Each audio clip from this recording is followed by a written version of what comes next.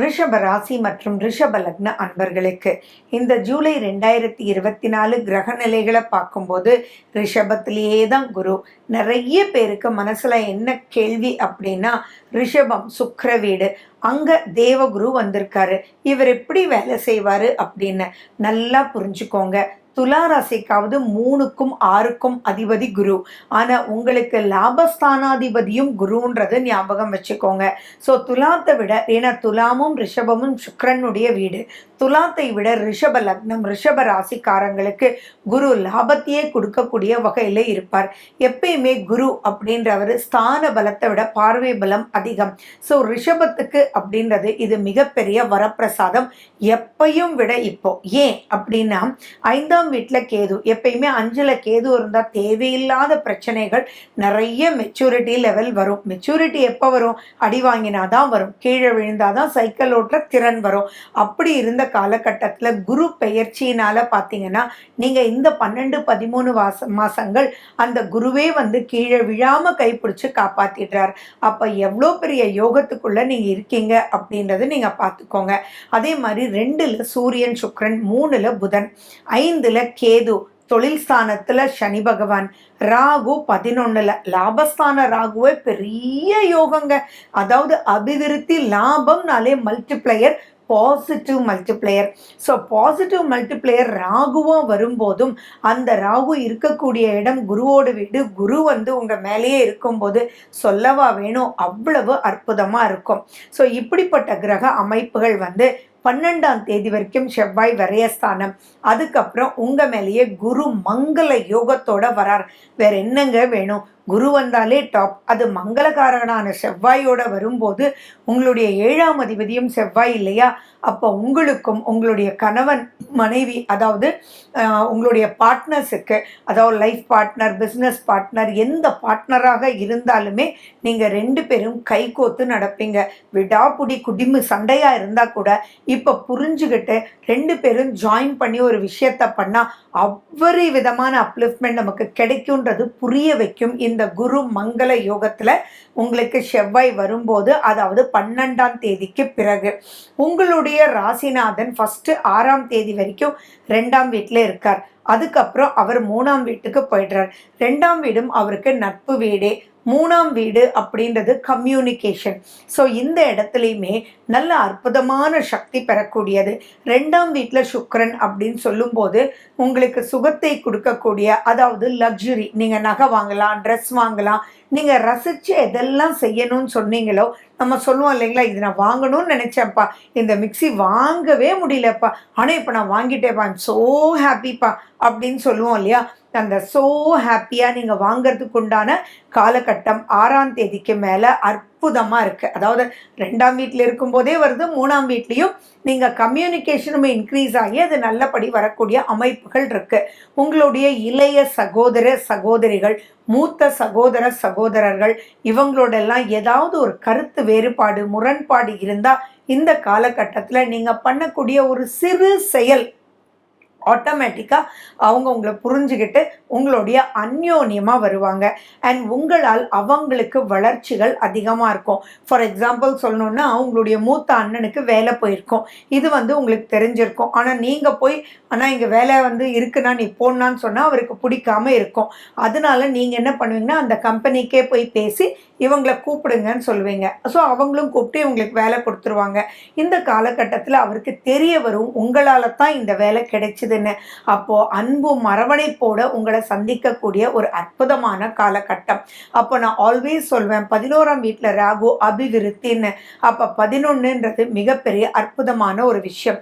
குரு மங்கள யோகம் அங்கே ஏற்படுறதுனால உங்களுடைய 7ஆம் வீடு கலத்தரஸ்தானமும் செவ்வாயாக இருப்பதனால, அந்த குரு லாபஸ்தானத்தில் ராகு இருக்கிறதுனால யாருக்கெல்லாம் திருமணம் ஆகாமல் இருக்கோ, 30-35 வயசுன்னு ஆகாமல் இருந்தால் கூட அவங்களுக்கு திருமண யோகங்கள் தேடி வரும். நினைச்சதை விட அற்புதமான ஒரு லைஃப். அதாவது அப்பா, நான் 27 வயசில் கல்யாணம் பண்ணியிருந்தா கூட இப்படி ஒரு வைஃப் கிடைச்சிருக்க மாட்டாடா, சூப்பர்ரா அப்படின்னு சொல்கிற அளவுக்கு லாபகரமாக நடக்கும். அண்ட் யாரெல்லாம் தேவையில்லாத சிறு சிறு பிரச்சனைக்காக டைவர்ஸ்ன்னு போய் கோர்ட்டில் நிற்கிறீங்களோ அவங்க எல்லாருக்குமே புரிதல் ஏற்பட்டு திரும்பியும் ரீஜாயின் ஆகிறதுக்கும் வாய்ப்புகள் உண்டு. சரி, டைவர்ஸ் ஆயிடுச்சு அப்படின்னாலும் இப்போ மறு திருமணம் நடக்கிறதுக்கு உண்டான வாய்ப்புகள் ரொம்ப ரொம்ப நல்லா இருக்கு. அண்ட் 2ஆம் வீடு, 7ஆம் வீடு, 12ஆம் வீடு, லாபஸ்தானம், இது எல்லாமே கணக்கு. அப்படி இருக்கும்போது ரொம்ப திருப்தியான நெக்ஸ்ட் லைஃப் அமையறதுக்கு ரொம்ப நல்லா இருக்கு. அப்போ business upliftment, family upliftment, marriage, இது எல்லாமே சூப்பர். குழந்தைகளால் நன்மை அப்படின்றதும், நீங்கள் கேது இருக்குன்ற பயமே வேண்டாம். உங்கள் குழந்தைங்க நீங்கள் சொல்கிறத கேட்பாங்க, கேட்டு செவி சாப்பாங்க. ஃபார் எக்ஸாம்பிள், உங்கள் பையனுக்கு 30 வயசு ஆகிருக்கும். இப்போ நீங்கள் கேட்டுகிட்டே இருந்திருப்பீங்க, டே கல்யாணத்துக்கு பார்க்கலாண்டான்னு. அவர் சொல்லிகிட்டே இருப்பார், இல்லைப்பா நான் செட்டில் பண்ணி தான் பார்த்துக்கணும், நீ சிவனேன்னு இருப்பா, அப்படி இப்படின்னு பேசியிருப்பார். ஆனால் இந்த ஜூலை மாதம் நீங்கள் போய் அவங்களோட பேசும்போது, சரிப்பா எடுப்பா, ஆனால் ரொம்ப கேர்ஃபுல்லாக பார்த்து மட்டும் முடிவு பண்ணுப்பா அப்படின்னு நீங்கள் சொல்கிறத செவிசாய்க்கக்கூடிய ஒரு அற்புதமான ஒரு காலகட்டம். இதெல்லாம் ரொம்ப ரொம்ப ரசிக்கணுங்க. ஸோ இந்த மாதிரி காலகட்டத்தில் 12ஆம் தேதி வரைக்கும் கொஞ்சம் எச்சரிக்கையாக இருங்க. ஏன்னா செவ்வாய் சனி 2 பேரும் பார்வை. 10ஆம் வீட்டு அதிபதி செவ்வாய் சனி, அவர் உங்களுடைய விரயஸ்தானத்தை பார்க்குறார். தொழில் ரீதியாக ரொம்ப ரொம்ப எச்சரிக்கையாக இருக்கணும். வாக்குகள் கொடுக்கும்போது 100% நான் முடிச்சிடுவேன் அப்படின்னு சொல்லாதீங்க. கண்டிப்பாக எவ்வளோ சீக்கிரம் முடியுமோ நான் முடிப்பேன் சார், முடிக்கிறதுக்கு ஒரு 4 நாள் முன்னாடி உங்களுக்கு ஃபோன் பண்ணிடுறேன். ஓகே, நீங்கள் 15ஆம் தேதி வேணும்னு சொல்லியிருக்கீங்க, நான் இப்போ என்ன ஸ்டேட்டஸ் அப்படின்னு சொல்லிட்டு 10ஆம் தேதியே நான் உங்களுக்கு அப்டேட் பண்ணிடுறேன் அப்படின்ற வார்த்தைகள் தான் ரொம்ப ரொம்ப சிறக்கும். ஏன்னா செவ்வாய் சனி அப்படின் போது தேவையில்லாமல் டிலே பண்ணக்கூடிய வாய்ப்பும், நீங்கள் நினைக்கிறத அந்த ஆர்டரை கரெக்டாக முடிக்க முடியாமல் மறுபடியும் எடுத்து பண்ணுறதுக்கு உண்டான காலதாமதம் ஆறதுக்கும் வாய்ப்புகள் உண்டு.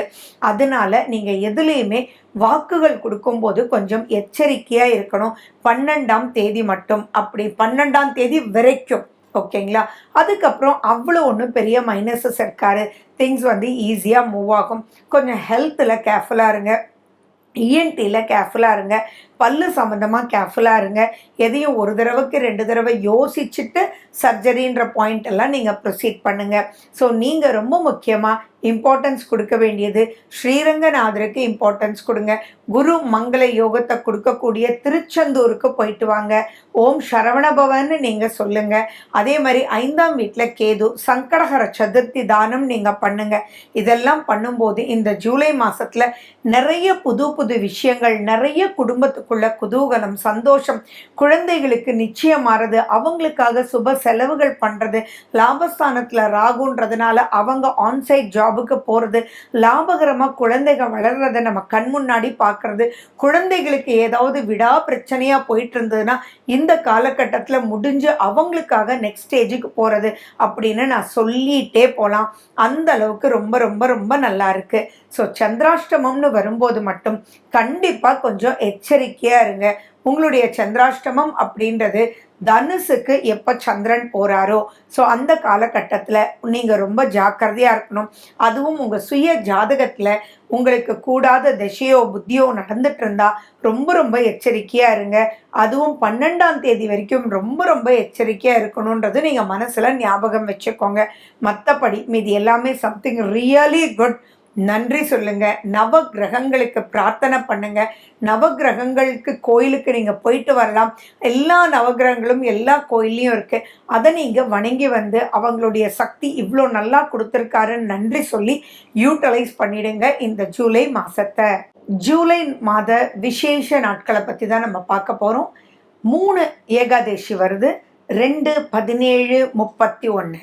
5ஆம் தேதி அமாவாசை, 7ஆம் தேதி சந்திர தரிசனம், 9ஆம் தேதி சதுர்த்தி விரதம், 11ஆம் தேதி ஷஷ்டி, 14ஆம் தேதி சுதர்சன ஜெயந்தியும் அஷ்டமியும், 15ஆம் தேதி நவமி, 16ஆம் தேதி ஆடி மாத பிறப்பு, தக்ஷணாயன புண்ணிய காலம் ஆரம்பம், 19ஆம் தேதி பிரதோஷம், 21ஆம் தேதி ஆடி தபசு பௌர்ணமி, 24ஆம் தேதி சங்கடஹர சதுர்த்தி, 27ஆம் தேதி வாஸ்து நாள் காலையில் 6:52 8:22 வரைக்கும், 28ஆம் தேதி அஷ்டமி, 29ஆம் தேதி கிருத்திகை.